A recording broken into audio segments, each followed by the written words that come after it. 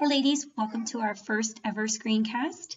Remember that after this screencast, you have some questions to answer on your worksheet, and then there is a corresponding survey also on Haiku that is the same questions, and I'd like you to answer that as well. So what we're going to do is we're going to begin with section 2.7. We're going to be comparing and ordering rational numbers. And let me start you off with our warm-up question. If Jesse finished a race in 14.678 seconds and Marta finished in 14.688 seconds, who won the race?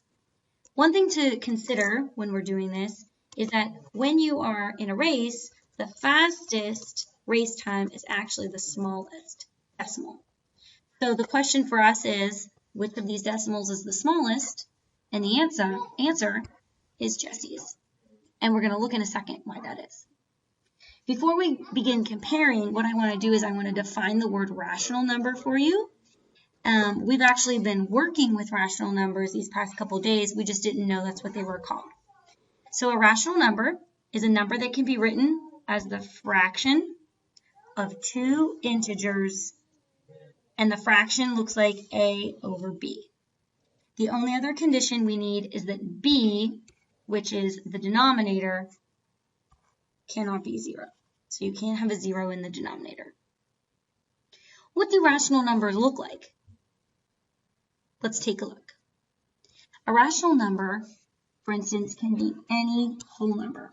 And the reason why he's rational is because I can write him as 7 over 1. So there's his fraction.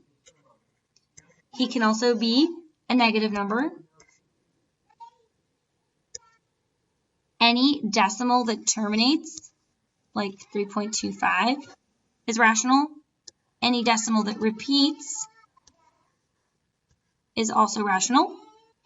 And any fraction or mixed number, so 4.5, he's rational, or just negative 3/5. Those are all examples of rational numbers. So then you might be asking yourself, well, what's not rational? A number that is not rational cannot be written as the fraction of two integers. And basically, he would be a decimal that does not repeat or terminate and repeat in a pattern. The most famous example of this, and I've heard you mention this number before, is pi. And another famous example is e.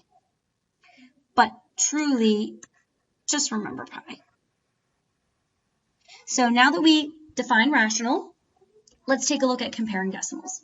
So let's go back to our warm-up and consider which of those two decimals is the smallest.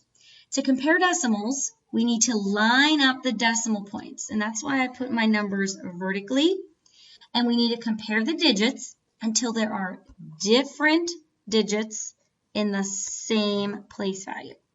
So if we look at our example here, in the tens place value, we have two ones.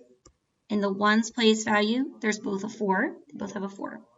In the tenths, they both have a 6. Here's our first differing place value.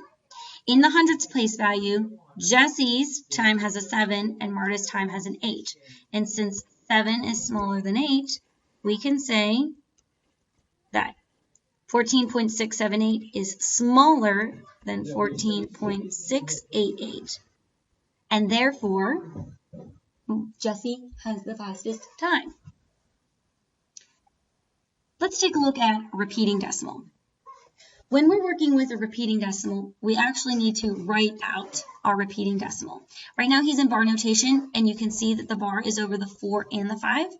So when I write him out, he's going to be 0.454545.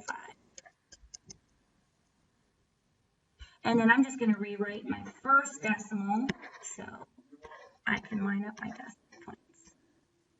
And technically there are zeros, as many as I want afterwards. Now let's take a look. 4 in the tenths, 5's in the hundredths. In the thousandths is where my two decimals differ.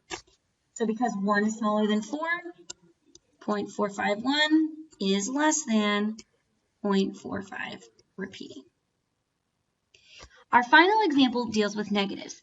And when we're working with negative decimals, we have to think of it the same way as we think of negative whole numbers, so integers, and that's the decimal that's farthest to the right on the number line is the larger decimal.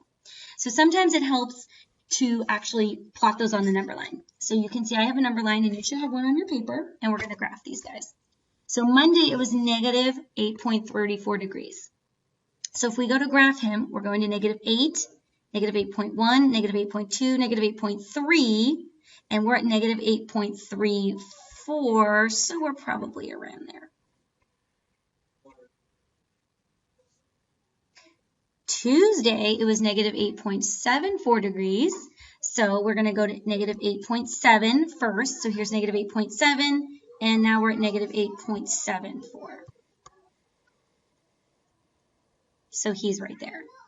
So looking at these decimals, who is furthest to the right? The number furthest to the right is the greater decimal. So negative 8.34 is greater than negative 8.74. And again, this is a little bit different than the positives, so you really want to stop and think what happens when we are negative and which number is furthest to the right. So that's all I have for you in comparing decimals. What I'd like you to do is to stop, finish the 4 problems in your packet, and then go ahead and try the quiz. And when you're ready, you can get started on video 2.